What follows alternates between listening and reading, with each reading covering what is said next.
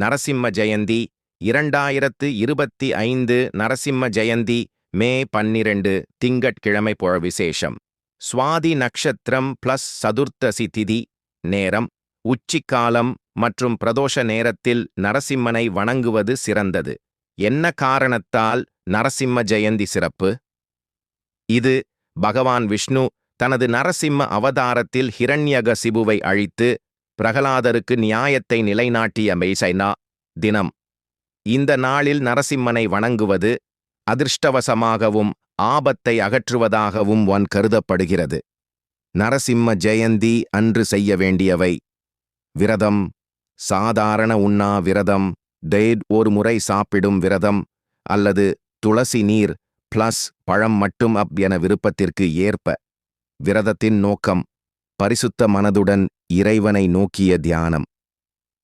வழிபாட்டு முறை: துளசி மாலை பூ, வெள்ளைப்பூக்கள், வதமல்லி, பூவாம்பு, வெல்லம், நெய் தீபம், பனங்கற்கண்டு, நரசிம்ம மந்திரம், நரசிம்ம காயத்ரி மந்திரம், உக்ரம் வீரம் மகாவிஷ்ணும் ஜ்வாலாந்தம் சர்வதோமுகம், நிருசிம்ஹம் பீஷணம் பத்ரம் மிருத்யும் நமாம்யகம்.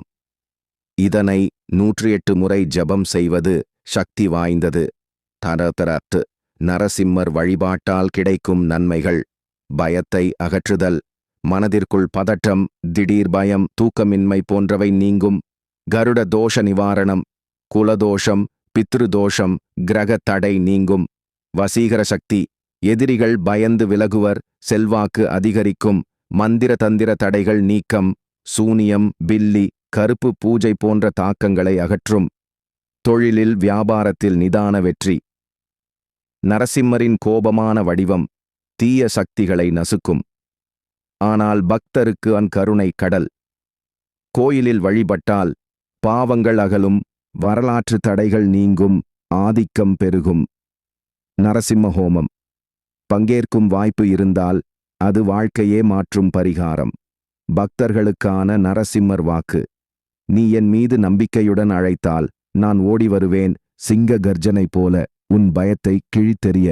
ஆன்மீக செய்திக்கு லைக் பண்ணுங்க, கமெண்ட் பண்ணுங்க, ஷேர் பண்ணுங்க, சப்ஸ்கிரைப் பண்ணுங்க.